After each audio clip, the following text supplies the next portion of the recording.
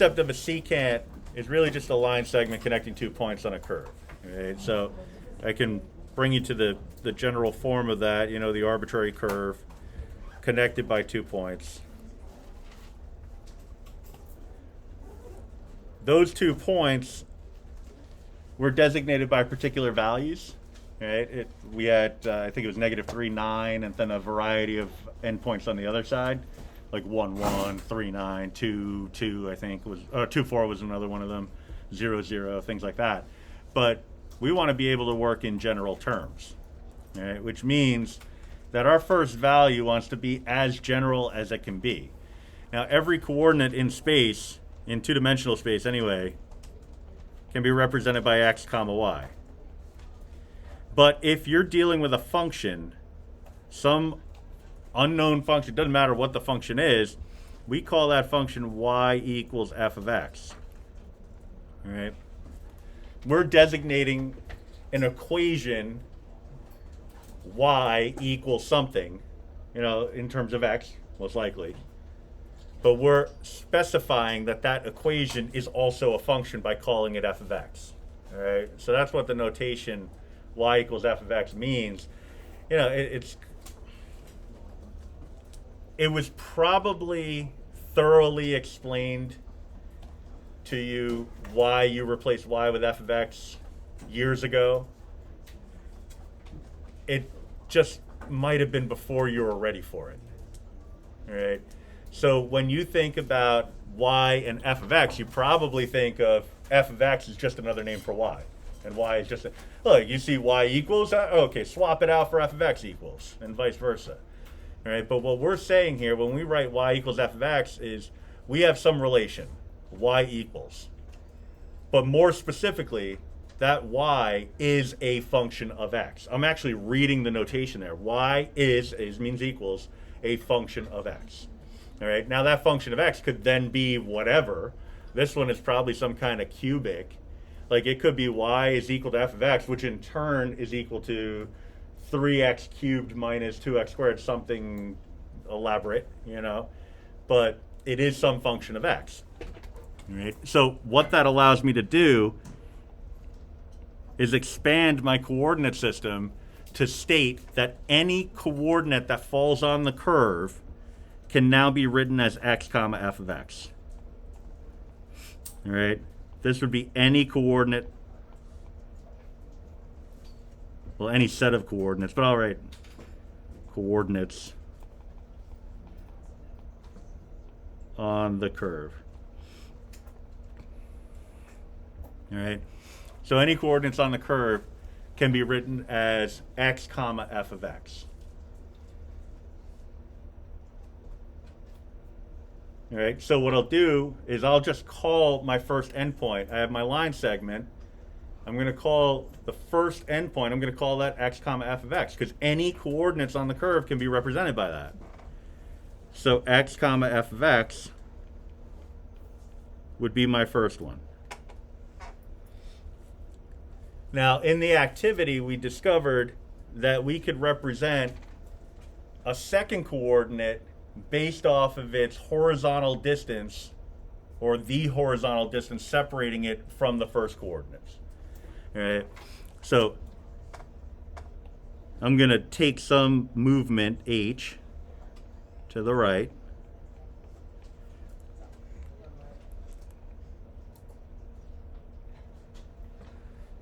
All right. So some movement h to the right added on to the x value that I already had.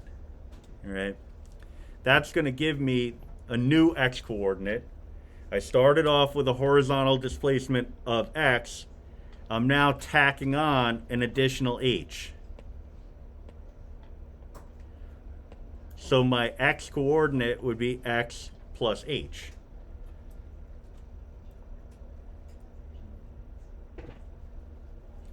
All right. The y value, y is always a function of x. All right. But more importantly, when we say a y value in a set of ordered pairs, it's the function of the associated x value. So I'm looking at this ordered pair here and saying I have an x value. The y value here is a function of this x value. All right?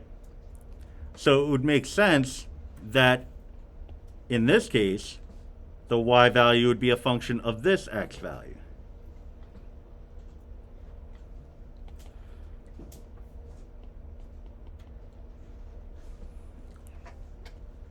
So that gets me my second ordered pair. You have two sets of ordered pairs. You can find the slope between them. Slope is change of y over change in x. This red line is a secant line. So this is the slope of the secant. Poor quality S. Again, change in y over change in x. Do it in whatever order you want, but eventually it's going to simplify to a particular ratio. So I'm going to take my second y value, which is f of x plus h, and make that my starting point. So f of x plus h minus f of x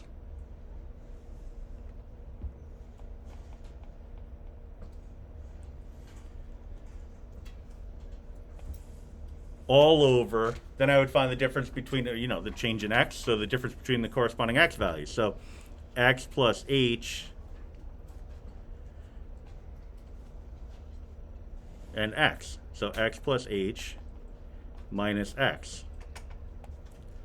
We have a positive x and a negative x. They'll cancel each other out. All right, so gone, gone. And so we're left with f of x plus h minus f of x. And the only thing that remains on the bottom is just that lonely h.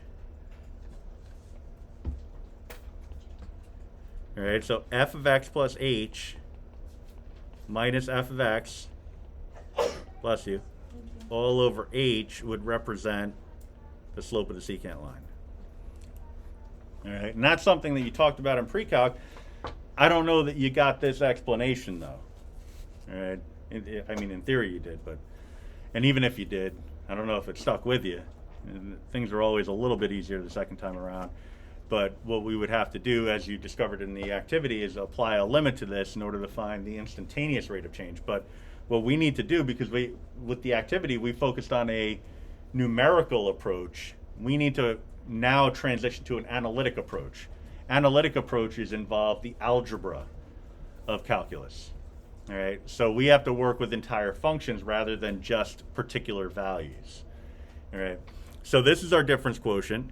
There's an alternate form of it. We talked about this when we started, or when I gave the intro to the activity from last week. And that one is f of, well, let me increase the thickness on the marker. Let's go to 0.75 for those keeping score at home. So f of b minus f of a over b minus a. All right, that's the alternate form of it. All right, depending on the circumstance or the situation, you might find yourself choosing to use one form of a difference quotient as opposed to the other. All right, but that would be pretty much up to you. All right. When you're dealing with numerical situations, Desmos is fair game. I mean, ultimately, when they say find the slope of the secant line, they're saying find a slope. All right, so it's not going to be overly challenging to do. It's when we have to do this analytically, that's when it's going to get a little dicey. All right, but when it says find the slope of the secant line on the given interval, f of x is equal to x cubed minus x. All right, there's a couple of ways to handle it. One way would be to actually compute, using this difference quotient, what f of x plus h is, expand it all out, and then plug in the actual x and h values. That's not going to be pretty. All right, I'll show you what that looks like in a little bit. But for now, if I tell you that the beginning of your given interval is known as the a value, and the end is known as the b value, and that h is the difference between b and a, you really have everything you need in order to figure out the slope using either of these formulas. It's really up to you. I'm going to use I'll use them both. I'll use the first one first, then the second one. All right, so f of x plus h is what we would first need to figure out. All right, if we're looking at the ratio there, f of x plus h, then minus f of x all over h. Now, h is, again, the difference between b and a. Yeah. All right. So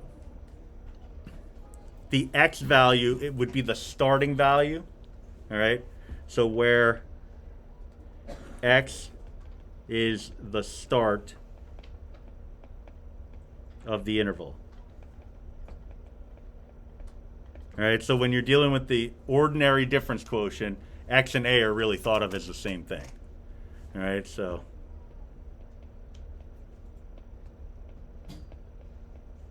x and a are the same thing. All right. So in this case, I'd be saying, all right, f of x plus h, that would be really the same thing as saying, all right, f of 1 plus, then the h would be b minus a. All right. The 1 would be b minus a. So b minus a is 2, right? Because b is 3 and a is 1.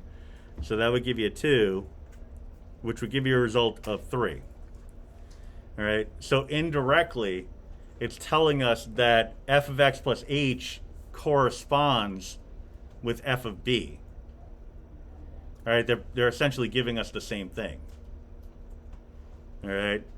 So we would want to think of them the same way and use one to help us find the other. All right. But f of x at the a value of 1,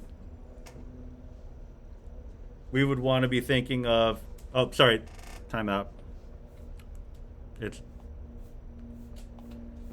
There has to be some computation there. I put it in the wrong spot. It's f of 1 and 1 plus 2, which gives us f of 3. All right. Because that's giving us the x values. We need the corresponding y values. All right. So the x and the h themselves are the 1 and the 2, which gives us a result of 3. The x plus h becomes the 3.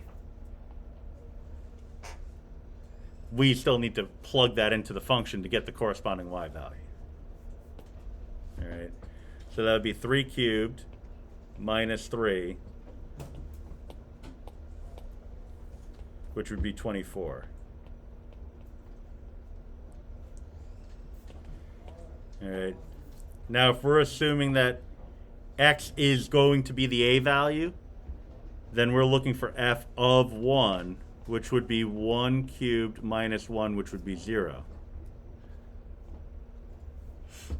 I'm just going to tuck this off at the bottom. All right. H is equal to b minus a. I wrote that above, but I'll write it again. H is equal to 3 minus 1, which is 2.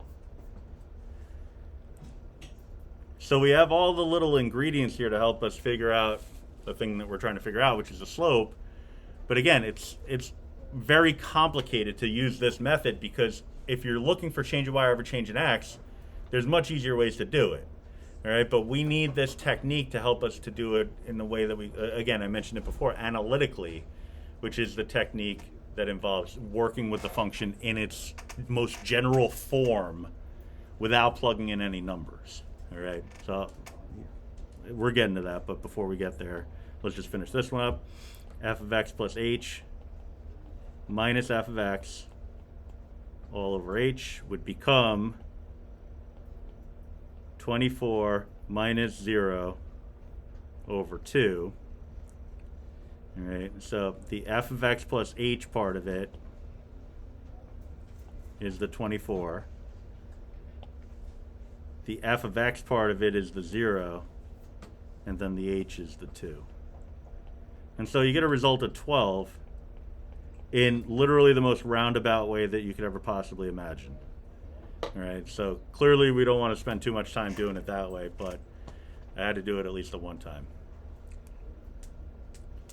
But let me show you how to do it on Desmos. I mean, we've actually already done plenty of stuff like this on Desmos. But for numerical cases, you don't want to find yourself getting bogged down with the computation. All right, so you type in your original function.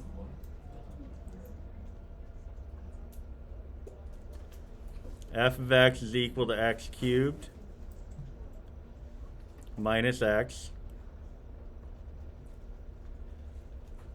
You input an a and a b value. All right, so a, and you just put something like a equals 0 as a placeholder, and b equals 0. Because we want something that's going to work in a bunch of different cases. All right. So original function, and if you do this right, you'll have something that you can use for, any function that you're given. All right. So h is equal to b minus a, so I would type that in.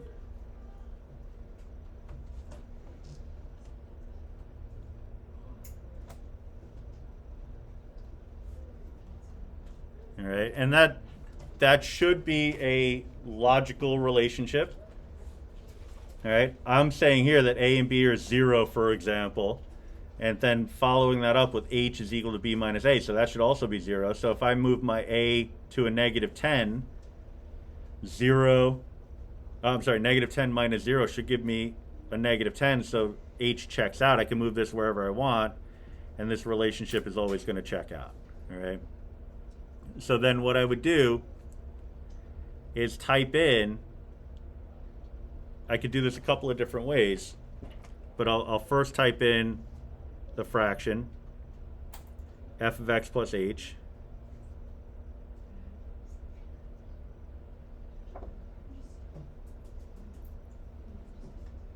minus f of x, oops,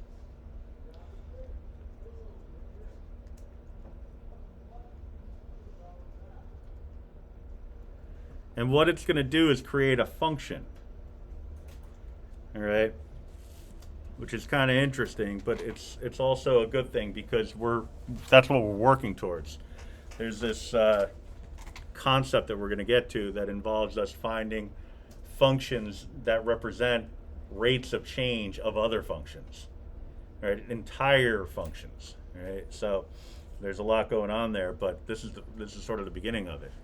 Now, I can call this y equals if I want, but depending on where I place my a value, all right, so the a value they told us in this problem was equal to 1, I'd have to go looking for it.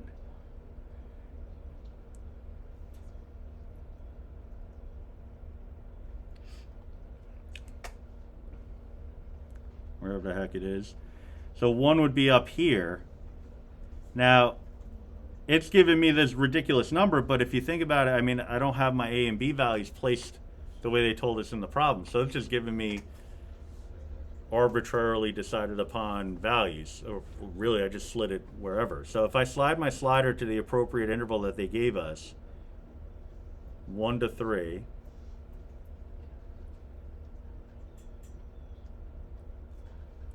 h value is equal to 2, which is what we said here. I got my function plotted. I'll just go back to an ordinary zoom. If I drag along the curve until my x value is equal to 1, that's the start of my interval.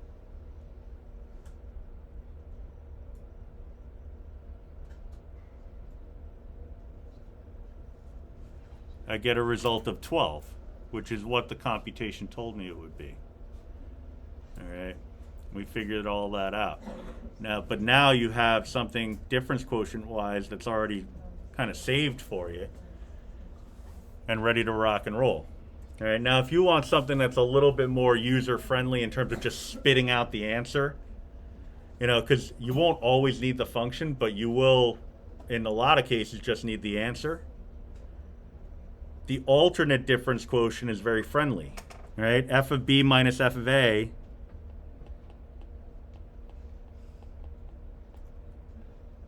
over b minus a, that's f of 3 minus f of 1 over 3 minus 1. Now, if you really think about it, we've already computed that. It's going to give you a 12, but if you type that into Desmos, f of b, well, let me put the fraction in first. It's just easier that way. F of b minus f of a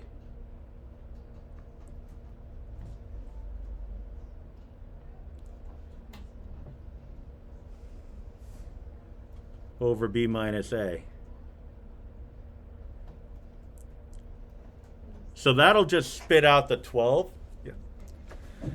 That'll spit out the 12. It won't give you the function, but it'll give you the number. That's what we were doing in the activity last week. We're going to need the function as we go forward. All right? So we want to be ready for both, but we're sort of morphing towards one as opposed to the other. For that Desmos equation, like I have the same thing as you did, but it shows like 160. Do you have your a and b values on 1 and 3? Yeah. And you have the function typed in exactly the same way? Yeah. And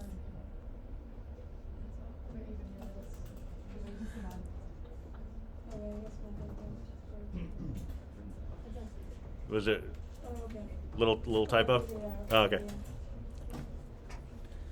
All right, so we can get the numbers from Desmos. We're not really concerned about that. It's more like, do we have a means by which we can come up with a function? Now, the one thing you may notice is that, yeah, we got this difference quotient plugged in there. It looks beautiful.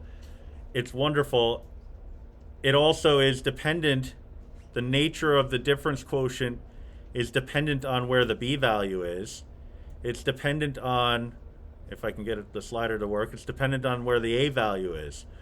Now, if I want my difference quotient to work regardless of what the a and b values are, so for all values of x, we need to expand upon this idea. That's number one.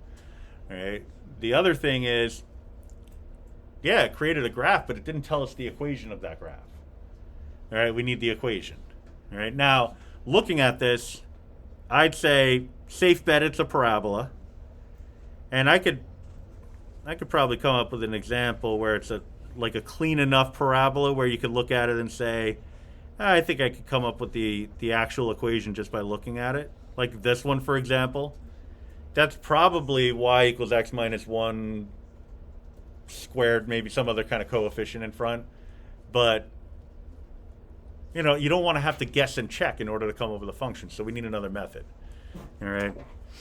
But before we get to that, we can look at number 2. And without doing any of the disastrous stuff that we did in number 1, just change your function. X minus 1 up top. X squared minus 4 on the bottom. That's a pretty disastrous looking function. But again, it's over the interval of 1 to 3. So slide your sliders 1 to 3. It shapes your graph. Now, the original graph and the secant graph are two different things, but it's really this one that we care about, right? The red, not necessarily the blue. But we can get everything we need just by looking at that very last entry, f of b minus f of a over b minus a. So the slope of the secant line, regardless of the method that you choose, I'll write it in this form because it's a little bit more concise, is something that you can easily get. I'll put it in fraction form, 1/5. Something that you could easily get from Desmos. All right. Aside from the notation, there's nothing calculus-y there. That's all algebra 1. All right. In fact, I did that with my algebra 1 students today. All right, we did it with lines, but you get the idea. It's just like, all right, what are we really looking for? We're looking for the slope between 2 points, change in y over change in x. All right, it's not anything too otherworldly in terms of being complicated. But what we're going to do now is look at a tangent. Now, the tangent we discovered in the activity, the tangent is what you get when you move the second point closer and closer to the first point so that the secant, instead of connecting 2 points on a curve, you have a single line known as the tangent that's going through or touching just one point. And we discovered that there were two ways to represent that, but the more popular way was limit as h approaches 0. Well, you don't know necessarily yet that it's the more popular way, but it is. F of x plus h minus f of x all over h.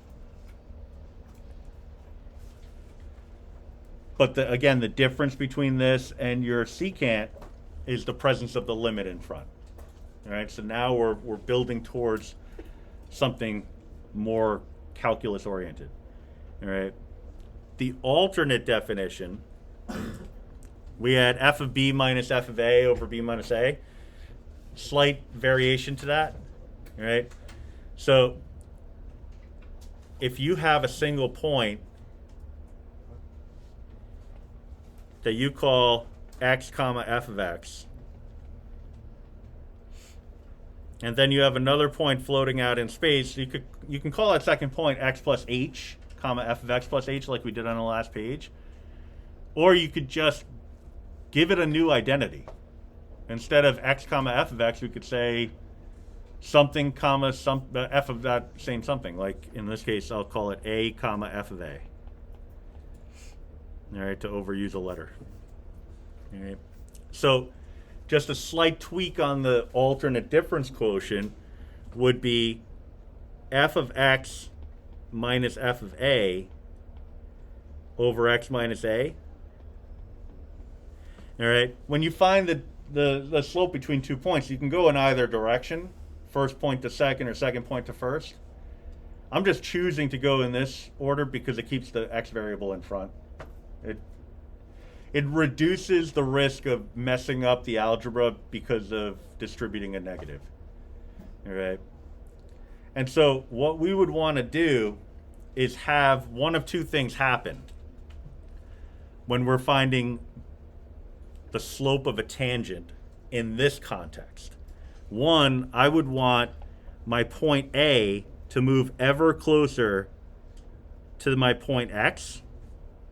So I would say the limit as A approaches X.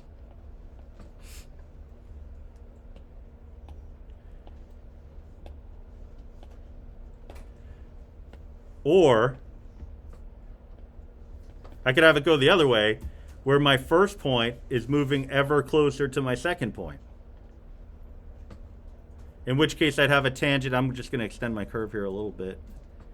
But I could have a tangent just kind of living off over here.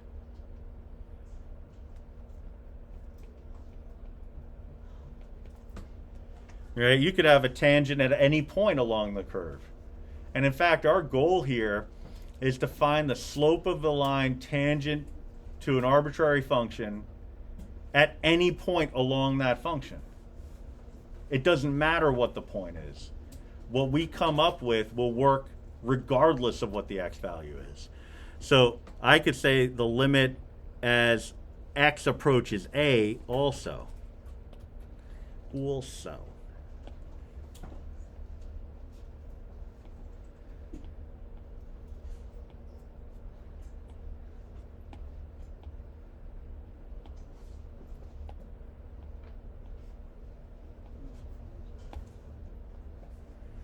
All right, so either of these would really be the alternate difference quotient or alternate limit definition of a derivative.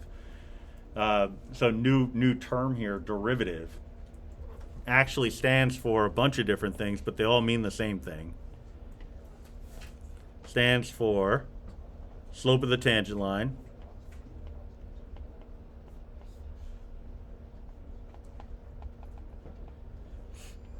Stands for instantaneous rate of change.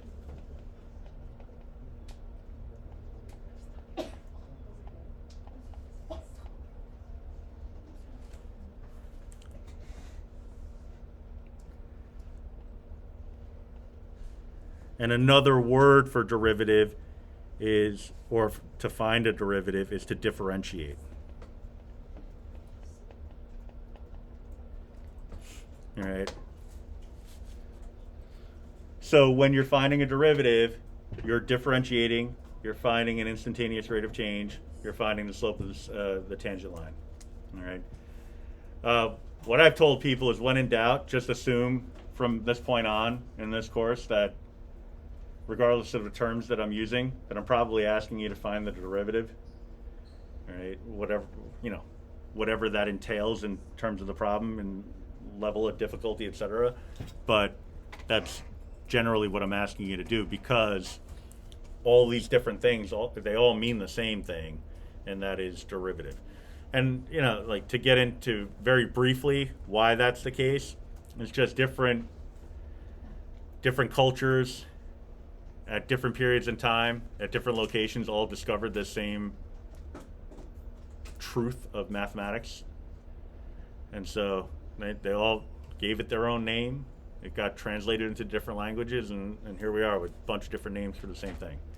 All right. So that's, math being the universal language. Here we are.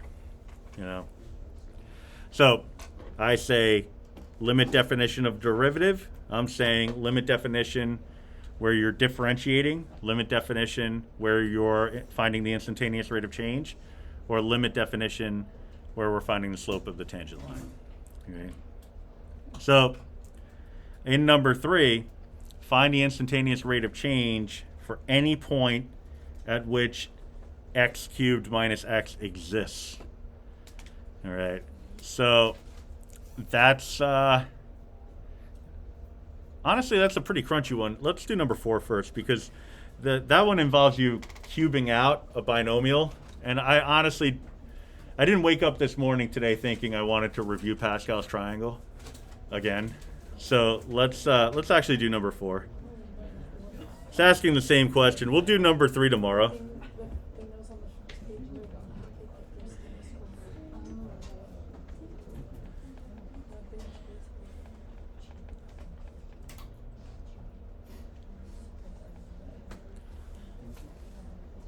All right. So we'll use the ordinary limit definition of a derivative. It's saying find the slope of the tangent line, aka derivative. Slope of the tangent line to f of x equals x squared minus 4. All right, so they gave us f of x, so that's great news. / required. So we know that piece of information. I need f of x plus h. F of x plus h is what you would get when you take your original function f of x and replace every x with an x plus h. So I'm taking my f of x, which is x squared minus 4, replacing every x with an x plus h.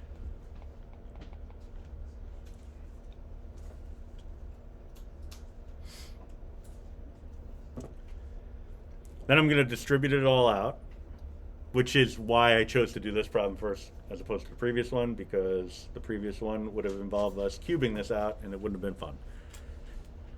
All right, so x plus h squared is really the same as x plus h times x plus h. So a little double distributing, distributive property, FOIL, however you learned it. All right, so x squared, outer terms, plus xh, inner terms plus another xh. H times h is h squared minus the 4 that's already there. Understood coefficients of 1 in front of the xh. Combine, because they are like terms. We could say x squared plus 2xh plus h squared minus 4. All right. Little piece of advice. We have x plus h squared giving a result of x squared plus 2xh plus h squared. This is going to come up very, very frequently to the point where you might just want to memorize that. All right. And we'll talk about x plus h cubed tomorrow. That'll come up pretty frequently. You might just want to memorize that too. All right. So they're not overly difficult to memorize, especially since you're going to write it so frequently that it's the kind of thing where it's like, oh, look at that, I accidentally memorized it. Honestly, that's the only way I ever memorize anything. like names of students. I don't know anybody's names, and then one day I know everybody's names. It's just so weird. I don't know. And then the following year, everybody's, hey, bud, because I forgot everybody's names again. So it is what it is. Price of getting old. So this result here, this whole shibiggity bangity boomity boom, that's all f of x plus h. So I have the limit as h approaches 0 of all of this stuff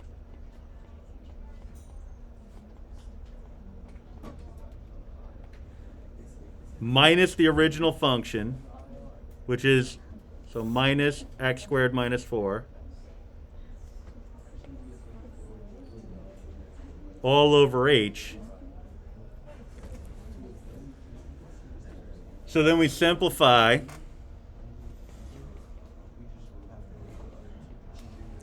Don't give up yet, folks.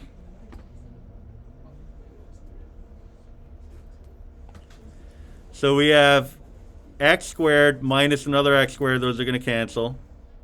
Negative 4 minus a negative 4, those are going to cancel. 2xh plus h squared all over h. Common factor of h up top.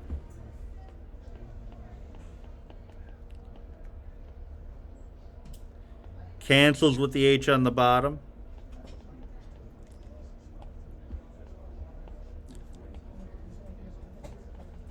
So then I'm finding the limit as h approaches 0 of 2x plus h, which is what? I saved the easy thing for you. I did all the hard work. What do you get when you replace the h with a 0? I think I heard it.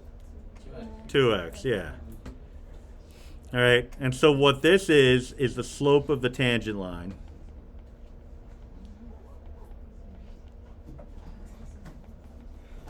For any value of x along the function.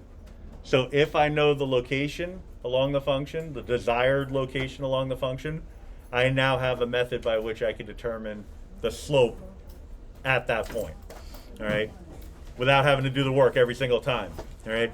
Tomorrow we'll finish this problem, we'll continue on with it. It's going to be another straight period of lecture, so just buckle up.